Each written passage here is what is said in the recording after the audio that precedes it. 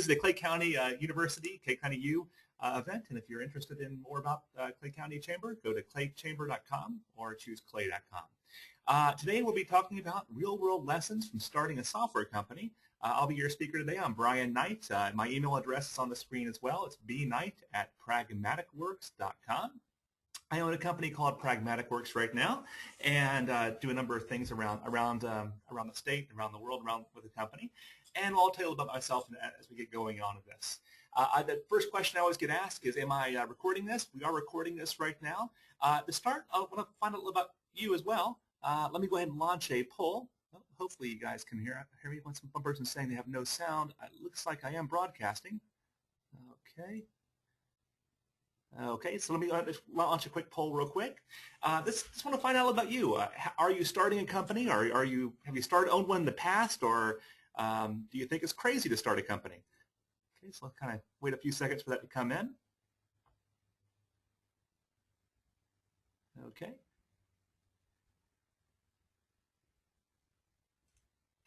Mark, I should be broadcasting, I believe. Could you mind just answering the chat window there if I'm broadcasting fine? I'll let a few seconds for that to go by. Looks like we have almost everybody in now. Thanks a lot for those that responded. Let me go ahead and just show the results real quick of this. All right, looks like about 55% of you are actually running a company right now, own a company, ready to go. 18% of you have actually owned one in the past. 18% of you are actually crazy enough to think about starting one right now. And the other 9% looks like are saying, no, you're crazy. That's okay. So it looks like most of you have owned one or are thinking about owning one. So today's session is all around some of the mistakes that we make when we start companies, some of the lessons I learned, at least, in starting a few companies. I've actually started a number of companies over the year. I've been a part of about 6 startups. Real quickly, you can actually ask questions at any time, make this as interactive as possible in the question section in GoToMeeting. You can also tweet me. I'll be watching that in another window here, and that's going to be @BrianKnight. And of course, my email address is bknight@pragmaticworks. I'll actually go ahead and, while I'm thinking of it, go ahead and boot up the, there we go, video screen, so you can see my ugly mug here as well. Okay, so let's get again. So I've actually started a number of companies. A few of my partners are actually on the phone right now as well, looks like. One of my companies I started about 10 years ago now at this point was a website called SQLServerCentral.com. We built it to about just shy of 1 million users, about 700,000 users, and then we eventually sold it to a vendor of SQL Server called Redgate. And that kind of gave us, we learned a lot of good lessons from that as time went on, good and bad lessons. We then started, I used some of the funds to start a video website called Jumpstart TV. This is like a how-to video website. I eventually sold that to my other partners so I can focus on other companies I was doing, which is namely White Knight Technology. This was a consulting company, and it eventually became Pragmatic Works, which I am still running today. So we've been running Pragmatic Works about 7 years now. We have just shy of about 100 employees, and we have offices all around the world, but mostly here in the Clay County area, which is Orange Park area, as well as we have a big office in Boston also with about 30 employees.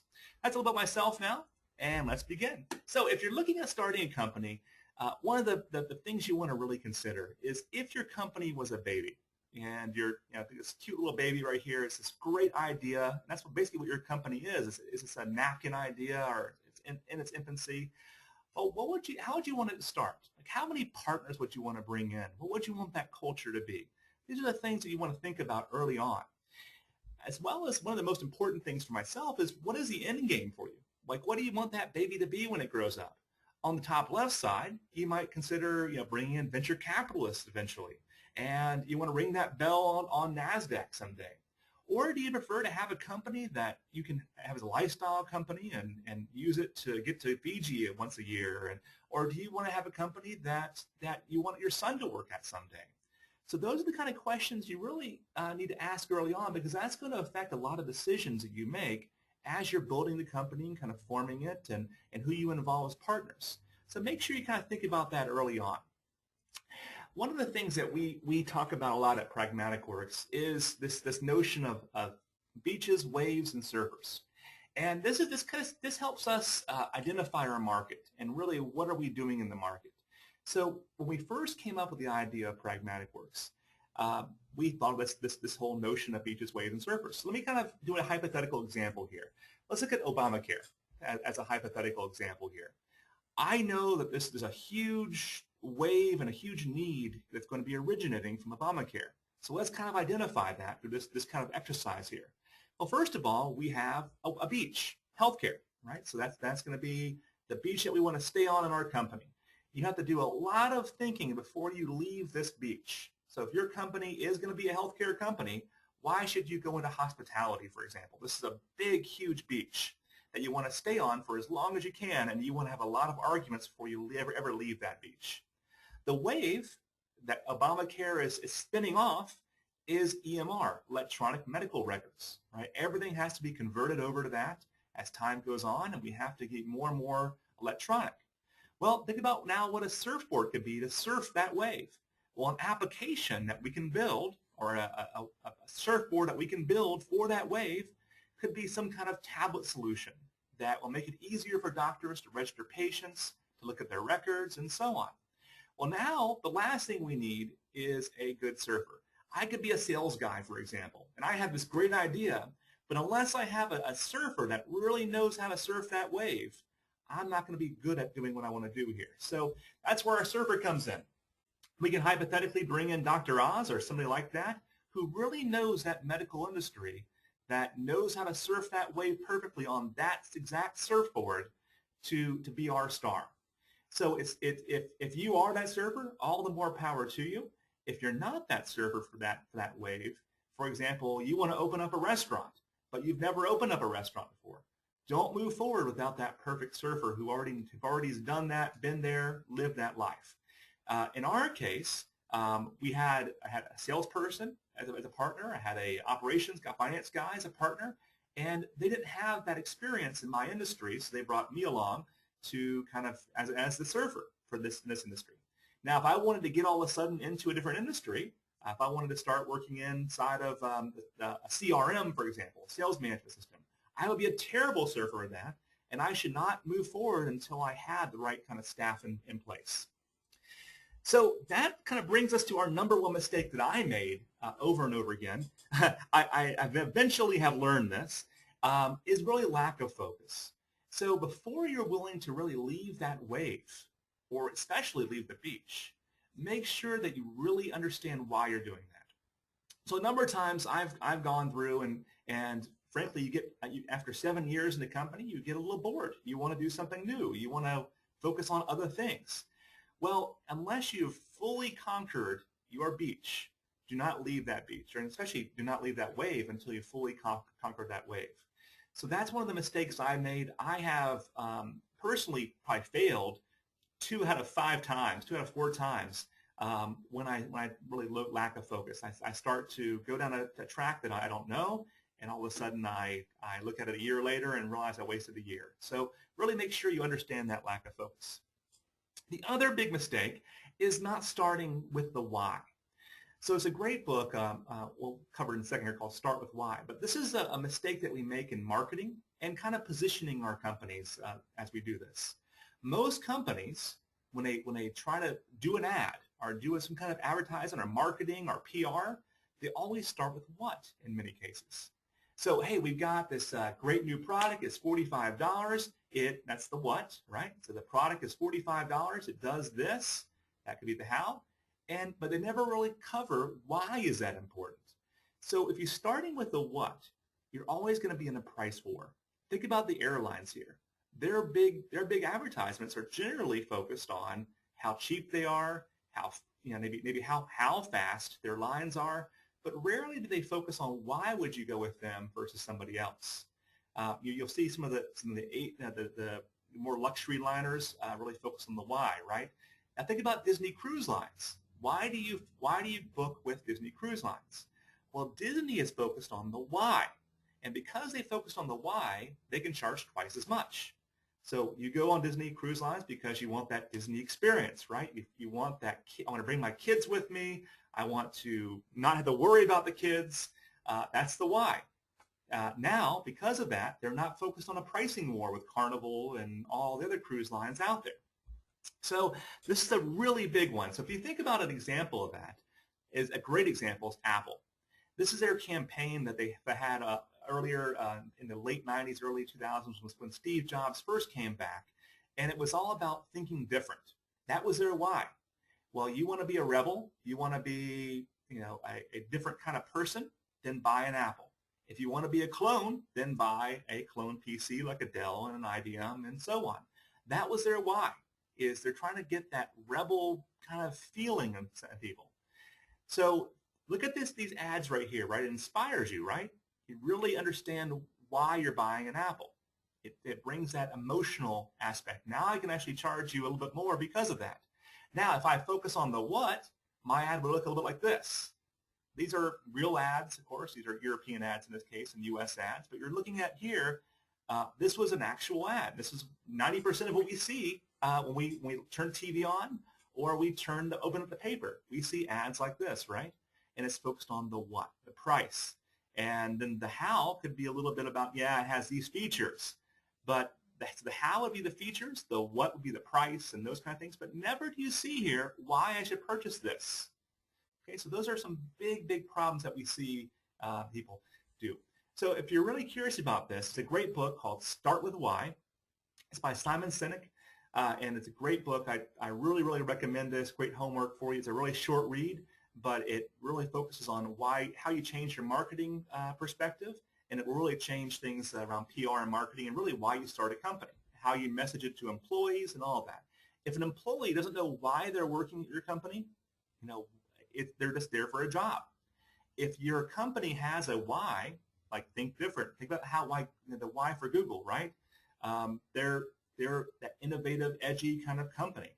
Everybody knows why they want to work for Google, why they want to work for Apple. But now you think about other companies out there. Why would you want to work for that company? So that's a big one for many companies. The other big thing is to kind of learn where your sales funnel is going to be. So at Pragmatic Works, our sales funnel is the webinars like this. We do webinars twice a week, and that kind of opens the company up into getting into our world. Now, think about how you're going to generate that same kind of sales funnel yourself, whether it be through blogs or through Facebook or social media. Those kind of things are all going to be important for generating that sales funnel you're going to need for starting your company. So let's talk about marketing next. Really, how can we, when you're first starting a company, of course, marketing is very, very tough. You have no money. You want to be here, but unfortunately, you can only market to a level that is way below that. So you got to be a little creative on that. And really the first step is focusing on your branding. So when I say focusing on branding, I really mean doing things like blogging, webinars, focusing on why to come to you versus all the other options they have out there. So for example, we had our big focus at Pragmatic Works, we're doing these workshops.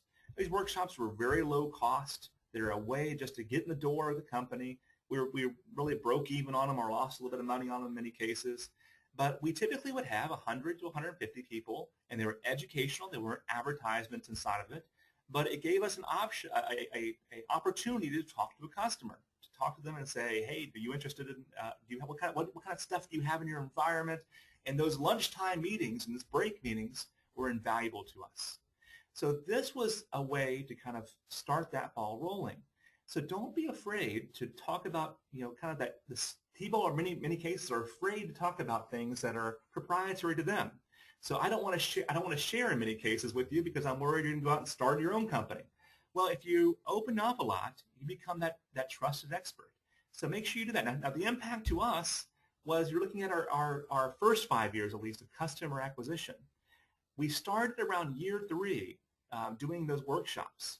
And it allowed us at Pragmatic Works to add 150 new business customers a month on average. And we're still at that same trajectory right now today as well. So this also helped us build a lead list of almost 300,000 leads that our sales guys kind of pour through on a weekly basis and all that. So it's really important that you kind of focus on, you have to give a lot in many cases to really, get back some of that as well. All right, the other thing is around guerrilla marketing. Now, since you won't have a budget to really work with, guerrilla marketing many times is the way to go. So what do I mean by there's some great books around guerrilla marketing, so I won't bludgeon you with this, but think about how you can get your brand out there without really having to spend hundreds of thousands of dollars or tens of thousands of dollars. So here's some examples around some of the companies have done. So you may recognize some of these. This guy right here is from Clean Bottle. The guy in the, you may see a bottle running in the background there. Well, this is a Tour de France, right? And during the Tour de France, this little guy that you're seeing right here, where my mouse is right there, ran over and over again all around. So he would run for about, a couple kilometers, jump in a van, then go down farther. So he was constantly showing up on TV, on ESPN. His YouTube videos of him doing this have been seen tens of millions of times now. So it was a great way to get his brand out there. And you're like, well, what in the world is Clean Bottle, excuse me. So it made people kind of go out there and look at things that they may not have normally looked at. Here's another one. This was for the Spider-Man movie, a more established company in this case. So they went around New York and put up urinals all over the place, fake urinals, for Spider-Man. I mean, the cost that was relatively low, but it caused a huge Twitter campaign, right? People took pictures of these urinals all over the place, posted them all over the place, and it got people talking about Spider-Man 2 that normally wouldn't be talking about Spider-Man 2. Really awesome idea, I think, there. Another example here was this. This is more of a local campaign in Holland, and this is for Kroos beer. So this was a really interesting one. All these motorcyclists would just drive around the country, and they'd have these little refrigerators in their little sidecar. So just little things like that made a huge difference to really adoption and getting people interested in their company. Okay, so that's a complete branding exercise, but it gets people to go to your website, gets people to do interesting things that they normally wouldn't have done. All right, so the number one question I always get asked also is really from companies that are about to start or people that are interested in starting a company is, well, how many partners should I bring in, and when should I bring those partners in, and how many should I bring, and what role should they be, and all of that. So business partners are the best in the world, and they could be the worst in the world. It's all based on decisions you make very, very early on.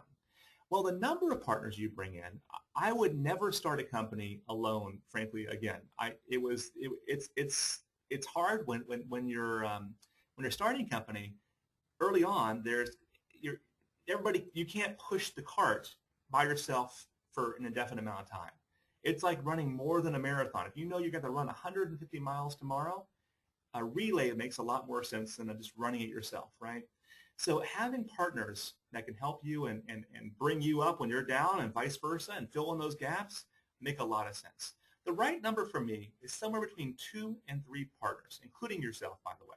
So 2 to 3 people is a right number generally for starting a company. If you have any more than 3, you have too many cooks in the kitchen. Any less than 2, of course, just yourself, you're more than likely to fail at that point. So the perfect partner for me, if I'm on the IT side, is to bring in somebody. I know I'm weak on finances, so bring in your finance guy or bring in your operations person. I'm the worst, by the way, at doing like checking in on all the little minutia, the micromanagement part. I can't do. So bringing people that I know are better at that makes a lot of sense for me on future companies. So know where your weaknesses are, and bringing in those partners makes a lot of sense. Now, if you are going to bring in partners, good fences make good neighbors. You have to think that most partnerships are going to fail, and you want to make sure you build arrangements around that. So the first thing there's a few, and I'm happy to share these with anybody that is interested. Just send me an email, and I'm happy to share these. There's a few things you want to kind of consider. Of course, ownership is the first thing, right? If you're investing some money and the other partner is just investing sweat, you're going to want to make sure you talk that ownership out early on. Most people don't talk about ownerships of a company and percentages of ownership until you're well into the company, and then he thought he was going to get 50%, you thought you were going to get 50% or 80%, and it causes a big rift at that point. Usually an unreconcilable rift. So ideally, you want to consider thinking of those early on. Some of the agreements you want are going to be a shareholder agreement, and some of the important aspects of that are going to be things like a transfer of shares. So if all of a sudden this partner is not showing up anymore, and all of a sudden this partner has a death in the family, for example, it may not always be his fault. Death in the family happens. or he gets cancer, or some major life event. He gets married or has a kid, and all of a sudden the amount of time he has isn't going to work for your company. You need some way to buy him out that early on you already have agreed to. So I'll show you an example of that a little bit later here of how we typically do that. So you also want to know how many voting shares people are going to have. Are his shares voting or are his shares not? And what kind of rules do you have around voting? And I'll show those a little bit to you as well later. So this is an example around not having an exit, right? So let's imagine, for example, you have been working at this company for 12 years and you're done. You know, you want out, you're just bored, for example. Well, one of the ways you can do this is early on in that shareholder agreement, agreeing with what the valuation is going to be early on. So this is an example of one that we've used in the past. So what we're seeing here is, let me kind of open up a little, there we go. So what we're seeing here is we've got, take the sales for the last 6 months. Okay, we'll multiply that by 2 to give us a full year of sales. Okay, so now we have a kind of a running trend right now, a rolling average. We'll then multiply that by some kind of multiple. So this is the top line sales in this case.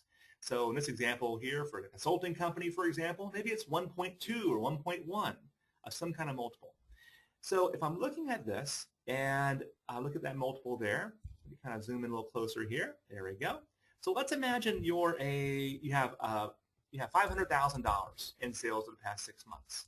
We'll multiply that by 2 to give us a 1 year. So now we have a $1 million run rate there. We'll then multiply that 1 million by 1.5.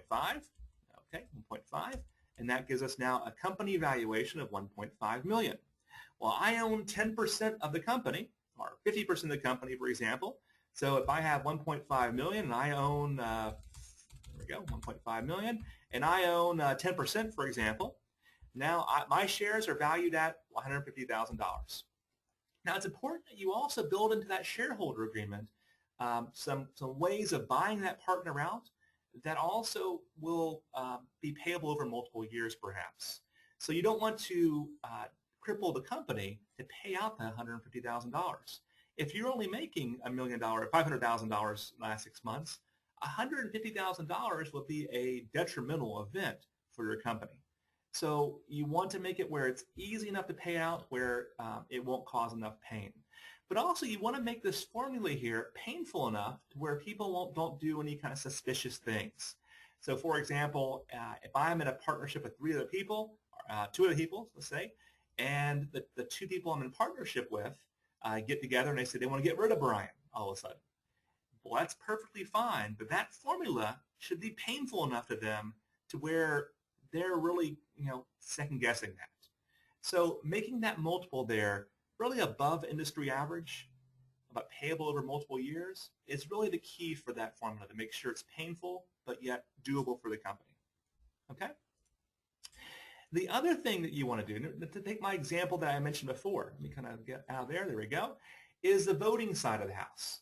You want to make sure that if you're doing voting, that some things aren't going to be just a 50% decision.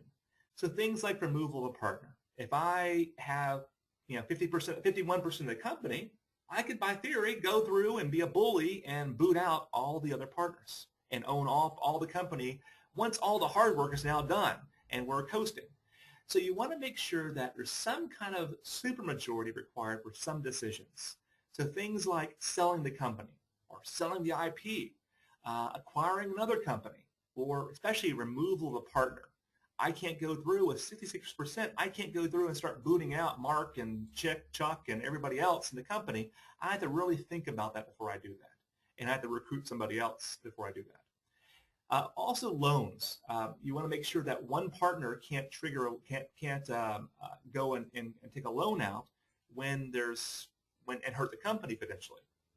Okay, so those are the things that really hurt companies early on. Again, the transfer of shares is another big thing to kind of build in that agreement. Let's say, for example, all of a sudden I own more than 50% of Pragmatic Works. Let's imagine all of a sudden I die tomorrow. Well, they're going to have to bring in somebody to take my role, they being the other Pragmatic Works partners. Now, implicitly, my wife is going to inherit all my shares, my 50% of my shares. Do my partners think it's going to be a good idea for my wife, who has never run a software company, as much as I love her, to run this company? And she could technically put herself in the CEO role and run the company. That's not going to be a good idea. So, it might be a good idea for some companies, but for most companies, it's not going to be a good idea. So you want to make sure there's two things. You want to make sure that one partner can't just sell his shares to some random person, to an investor or whatever. You want to make sure that the shares first must be sold to the partners at first, or at least offered to be sold to the partners first. Generally, the partners get like a 30-day kind of, right of refusal kind of thing before he goes out and puts it somewhere.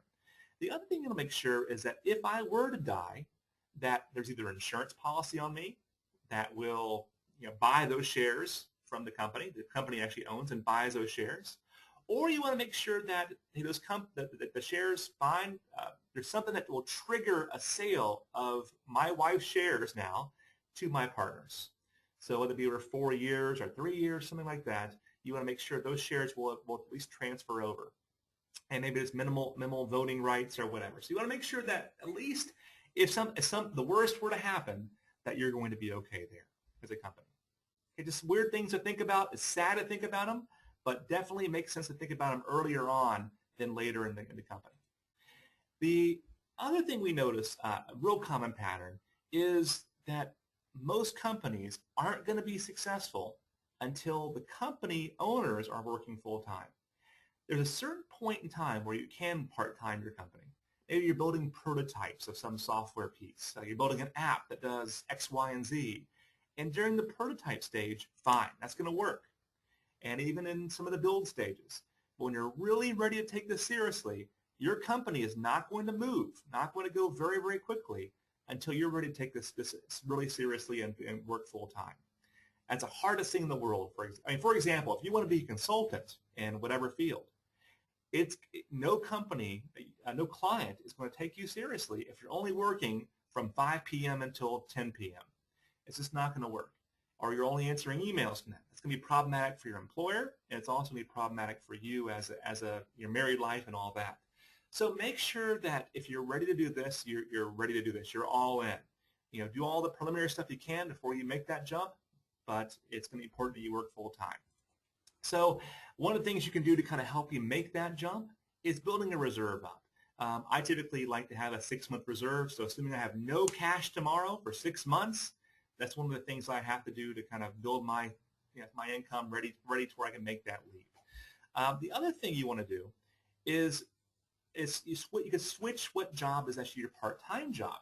So one of the things I did when I was a consultant, I was working for another consultancy at the time, and I knew I wanted to work for myself. And I know they liked me for the most part, and they wanted to keep me. So what I did is I said, well, I know I told you earlier on that I was going to eventually start my own company, and I still want to do that, but can we work an arrangement out to where I'm working 2 weeks here maybe, or a week here, or 3 weeks here, and then working a week for myself? That worked for that company because they didn't want to hire somebody new, and so that in that example, in that case, my boss, I told him earlier on, that was my goal in the company, was to build my own company. So I basically worked 2 weeks for him and 2 weeks for myself, and then eventually became 1 week for him, 3 weeks for myself, and then eventually I pulled off the umbilical cord. This is a compromise way to kind of inch your way out the door. So if you're working for a consultancy, this may be a good option for you. Okay. Another big thing with the mistake that I made over and over again was keeping my work-life peace at peace. It was a mistake that I made. So early on, you want to make sure you have that agreement with your wife and really know, so the wife knows, what is your why? Why are you doing this? And you want to share that vision with your spouse or your kids, your brothers. Make sure your entire family is really rooting for you. And they're not going to root for you if you start the what? Hey, I want to build another app. I want to build a consulting company. Well, okay, great. Why are you starting a consulting company? There's hundreds of those out there.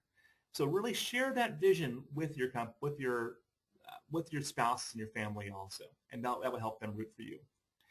Now, as you do this, you're going to be working a lot of hours. I mean a lot of hours. So you want to establish those rules with your wife early on. So earlier on, when I first started writing books and trying to brand myself and kind of inching my way into working for myself, and when I worked for myself in one case, I would stay up until 1 a.m. in the morning sometimes. I would come home, I'd have dinner. It's before I had kids. I'd have dinner, and I immediately would jump into work mode. I'd pop the laptop open, my phone would buzz. I'd immediately go into buzz. I'd be talking to the wife, and all of a sudden look down at my laptop. And those kind of mistakes are what can easily wreck a marriage. So establishing those rules and kind of building that verbal contract with your spouse is going to be important early on. So we essentially established my wife said, I can't do this anymore, not from a divorce side. Just like, I can't keep doing what we're doing right now. This is not working. So what we did is we kind of said, well, what could work? So we started by saying, okay, well, how about if my laptop stays closed until 8 p.m. maybe, or 9 p.m., and we established that. Then, okay, how about I only travel every other week versus 2 weeks in a row? So we established that. So we constantly kind of renegotiate those rules. Once I had kids, I had to renegotiate the rules again. But that kept everybody happy. I was able to kind of move the company forward, as well as keeping my marriage intact and keeping my family happy also. The other thing about families is you want to make sure the BS meter is low. So one of the things I told my wife early on, I was going to start a consulting company. And one of the great things about a consulting company is I can work 1 week a month, and I'm making almost the amount of money I was making before working for this company here. And I can take off 2 weeks a month. Great idea, right? That doesn't work in real life. And that was BS on my part. So I was speculating, and yes, I was making more money. And yes, I could have taken 2 weeks off, but my business would suffer taking those 2 weeks off. And I didn't realize that until I started moving in the company. So that was a big, big problem I had was I was selling a vision to my wife that did not work. So I needed those 2 weeks a month to kind of build my business up. So yes and no. So we had to kind of build that contract still and renegotiate again. So being honest with your family is a big thing. And also betting your family's futures. You want to make sure that if you're willing to push those chips in, sell your 401k or whatever it might be, really talk to your spouse and your wife and make sure they really understand your vision. So one of the common mistakes that people make. So, but if you're willing to do this, you want to make sure you share your triumphs. So when you do have a win, have a party with your family. Really live it up. Go out to dinner that night. If they don't share even a little triumphs with you, they're not going to appreciate when your company is having problems or having good times or bad times. It's all about bad times. So sharing those triumphs is a biggie also. So let's move on to some of the ways you can fund that new company you're thinking about. The number one way to start funding this company is going to be with angels. Now, the nice thing about this, you're seeing some of the trends here, 2009 to 2011. Angel investment is now up in a big way. This is an old chart now.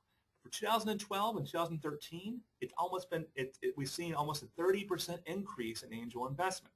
So we're back to the levels before the recession at this point each year. So that's the good part. Now, these angels are going to be people that typically invest less than $50,000, $50,000 or less, and are usually that can be, maybe it's a doctor friend of yours, or maybe it's a friend of a friend of a friend.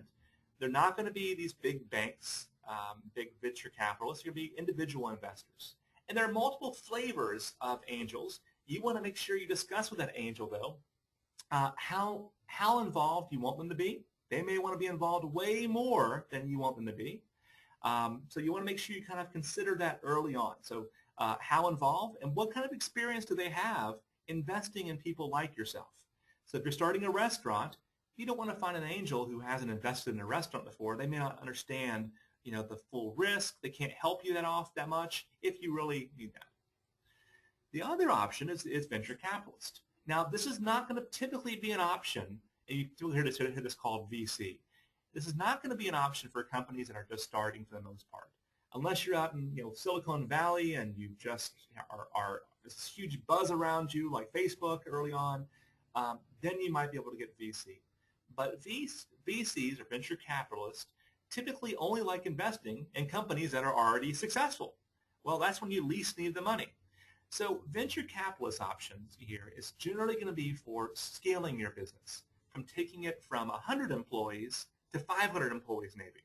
Or if I only had $500,000, I can go out and launch 10 more restaurants across the country. That would be a good venture capitalist idea. But they're not going to invest in companies that are losing business and they don't have an incline in their growth chart. So they want to see businesses that have already been proven out.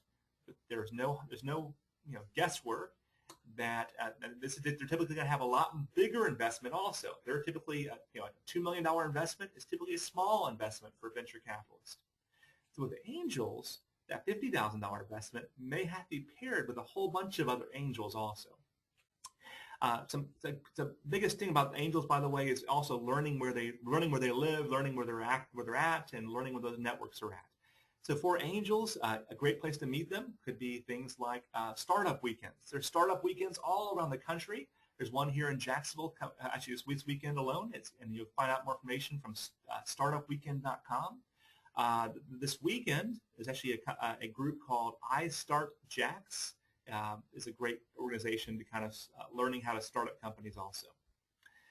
Okay, so typically, again, they're going to be scalable problems.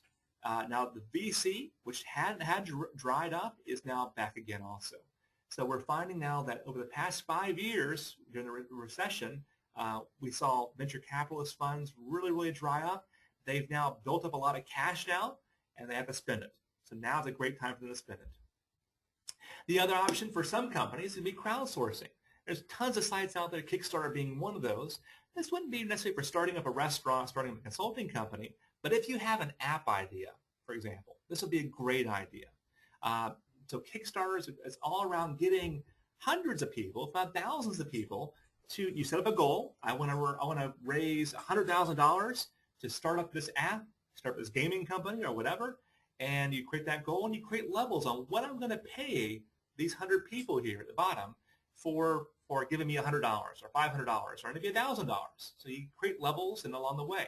This is a great way to start small companies or start ideas up. And you may make sure that it's a tit for tat here.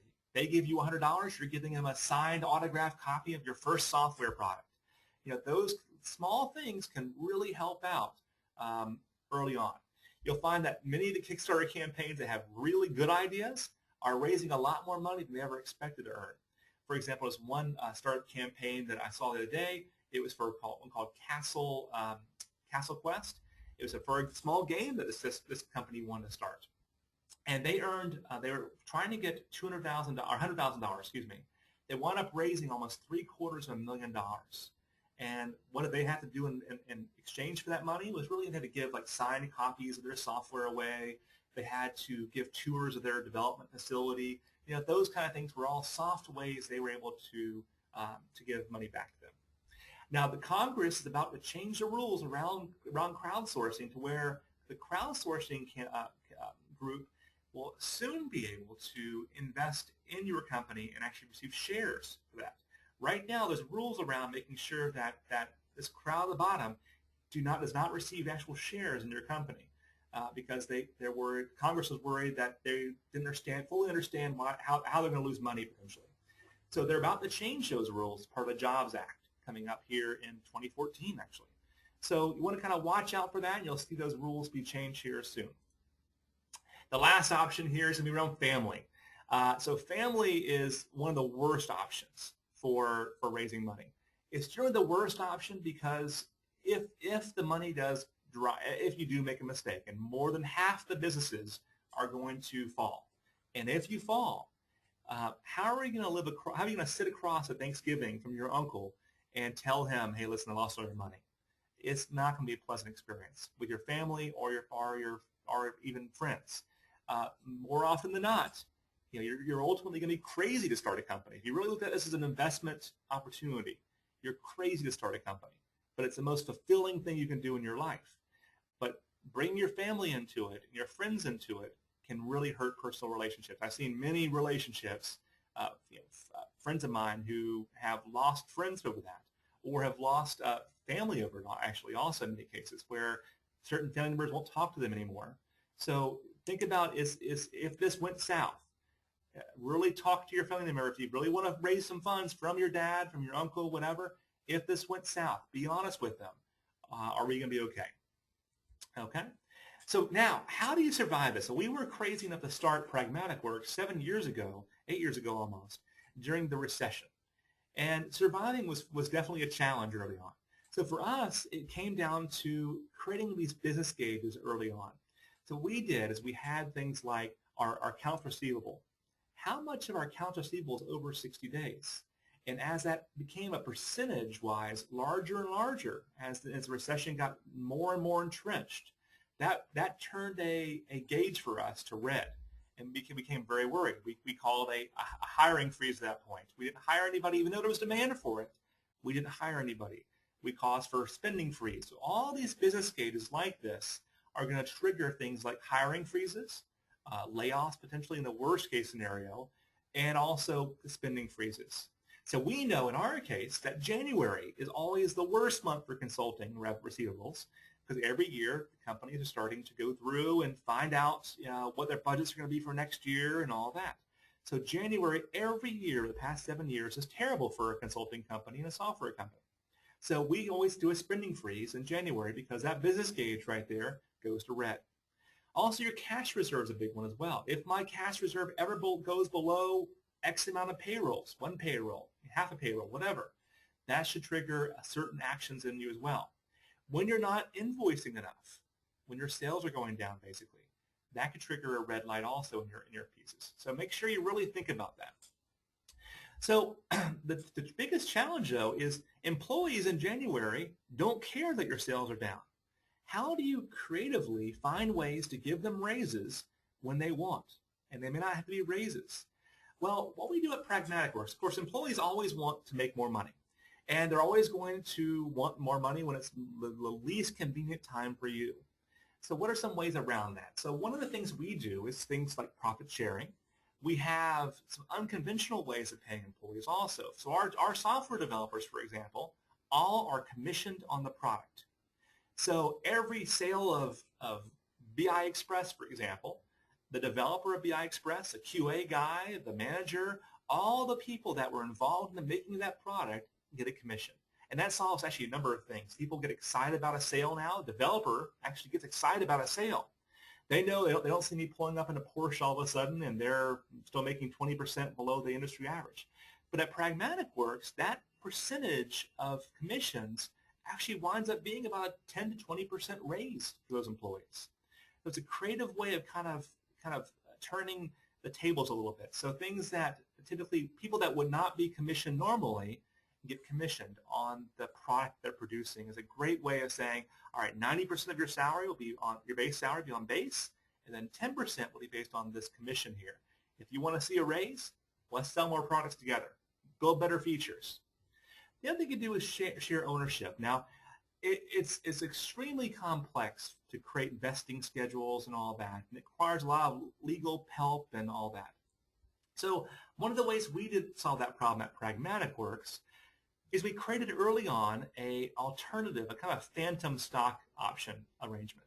In all of our profit sharing, all of our Christmas bonuses, and all of our, if a company ever got acquired, all those things are all contingent on this.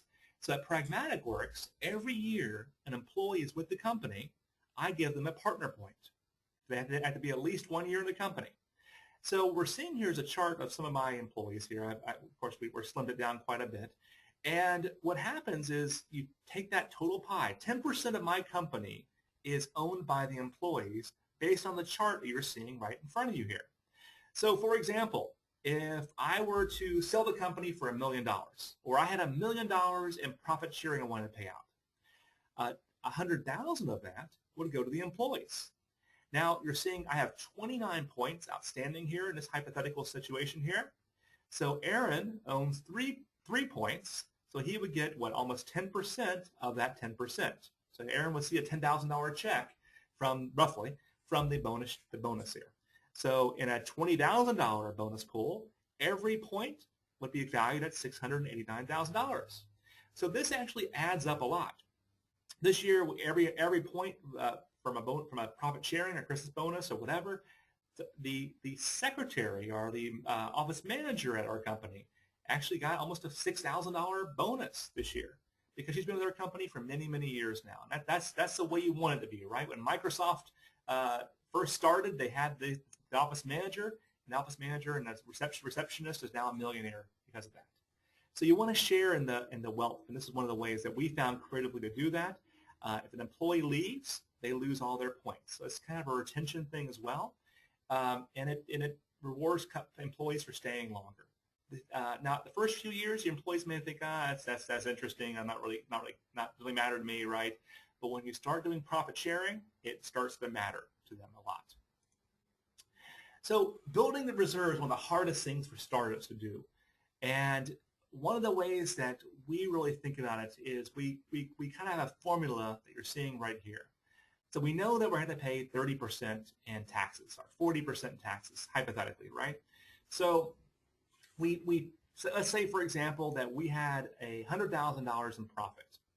Well, we want to save some of that to make sure we're preparing for the bad times. So really, of the $100,000, I only have $70,000 to work with after taxes. Now, I want the company to still receive and keep some of that as profit themselves.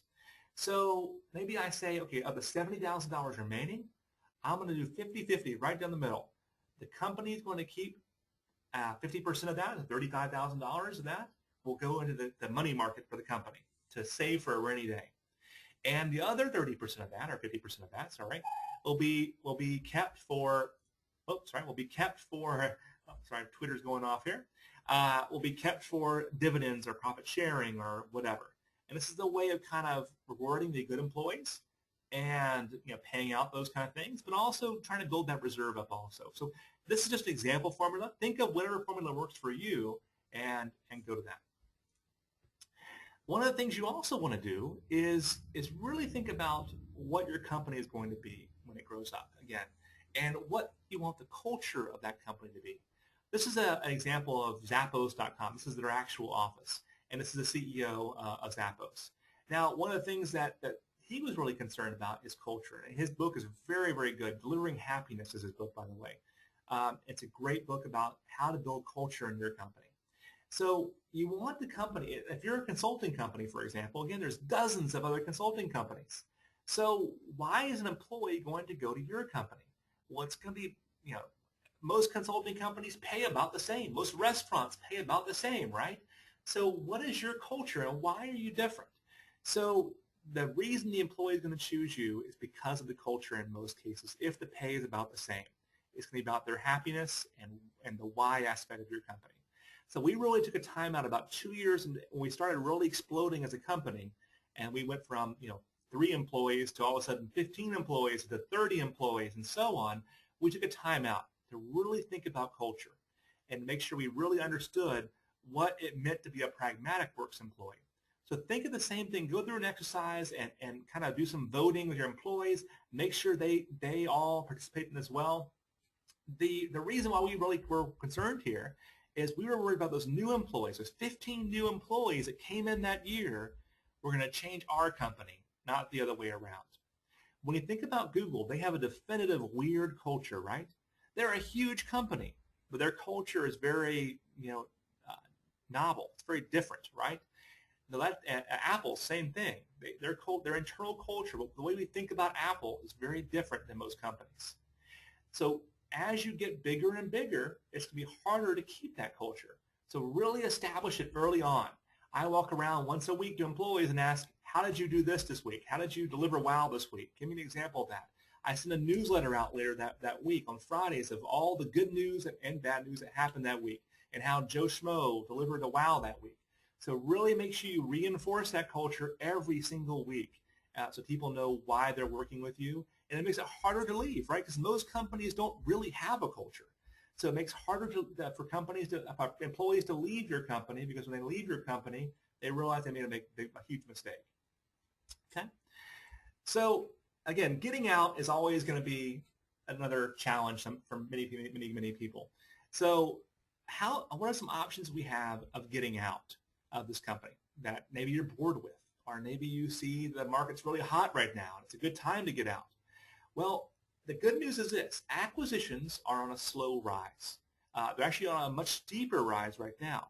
Typically, the acquisition life cycle, the up markets from the down markets, the up markets are usually about 3 to 5 years long when the acquisition economy is really going well.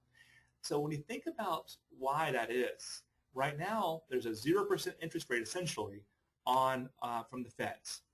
That's delivering it's making the bonds at an all-time low, and it's making the investment vehicles that companies can do very, very limited, right?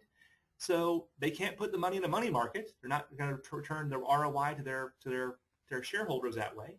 So the best way they can get the ROI on that cash sitting in their account is to buy other companies. So right now, U.S. companies have an unprecedented amount of cash in their reserve right now. So you're seeing a lot of money being spent right now on acquisitions. This is a dated chart right now, but it's actually at a decade's high right now. For the past 2 years is a decade's high. So how long will that last? Well, chances are there's a few reasons that it's not going to last too much longer. You might get 1 or 2 years of an up market for acquisitions. The reason why is, first of all, of course, the interest rates can't stay this low. The other reason why are the baby boomers. The baby boomers that are starting to retire on the early side of retirement right now are eventually going to start really spiking up. And you're going to see a lot more retirements all of a sudden in the next 5 years, probably around 2020. When that happens, those baby boomers are going to flood the market with all these companies that they want to sell. That's going to drive the price of the companies down and the return you're going to get from selling your company. So when you think about a window to sell to the company, you might have a window now until 2020, and then after 2020, you may have to wait another 5 years. So just think about this again. What do you want to be when you grow up as far as the company goes? And if your goal is to flip the company, you have a very small window to do it before the baby boomers start to sell their companies. So how are companies normally valued?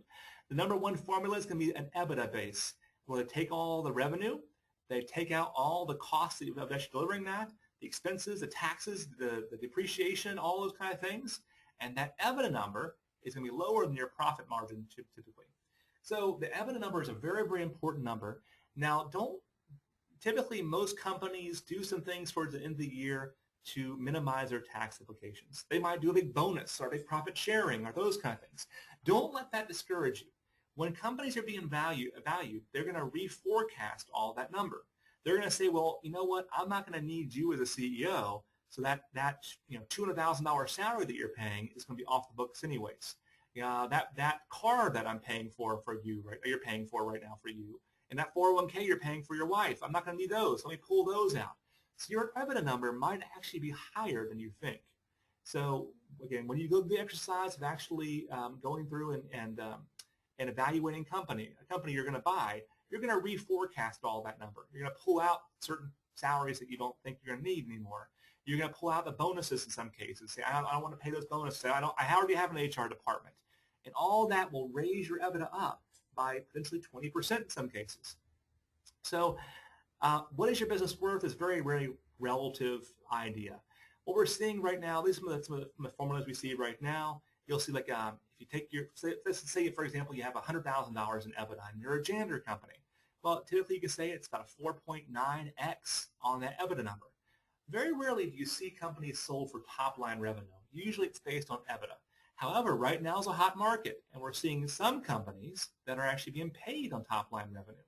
So it's a very, very exceptional time right now, very unusual time that we haven't seen in a decade, frankly. So a software company, for example, a consulting company might be an 8x on the EBITDA. But don't think you're going to get paid all that money up front. You might get paid the money in certain kinds of strategies like earning out the money over years and years.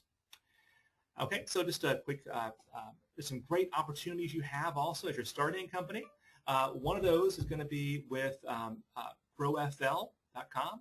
There's also, if you're not in Florida, it's an organization called SCORE, which is a lot of universities have. This is for giving assistance to small, medium businesses that are just starting. Grow FL's responsibility is for taking people from a stage 1 business with a certain amount of, a very small amount of revenue to a stage to a stage 3 business perhaps. So we want to get those stage 2ers, which actually control a huge amount of our percentage of our jobs, to stage 3. So they have a whole bunch of free programs in Florida to help you get from stage 2 to stage 3 and stage 1 to stage 2. So check out the Grow FL website. It has some great opportunities there to help you out. They give free consulting. They have webinars all the time. They have lots of good things, lots of good programs around that. They'll help you with SEO of your website, and they'll help you with marketing. There's just tons of opportunities they have there for you. They have CEO groups, and these are typically brought to you by the Chamber of Commerce's many times also. So make sure you join your Chamber of Commerce if you're interested in this, or your startup weekend. Again, here's my my email address again. It's bknight@pragmaticworks.com. If you have any questions after this, or if you want these slides, let me know. Here's my number as well, my office number. Thank you so much for attending today. I have a few minutes for questions. If you have any questions, just enter them in that chat window down, or the question panel down below. Otherwise, again, this session is being recorded, so I'll make sure I post that, get that over to the Chamber of Commerce in Clay County. I'll post that later today.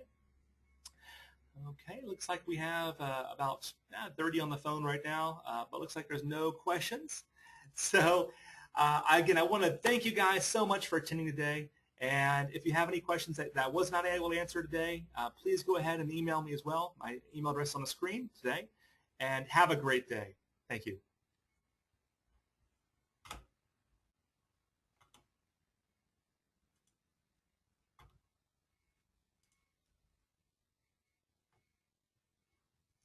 Oh, I have a question here from Jim. All right, so Jim's question is, what is your experience with the, let me actually kind of start this again here.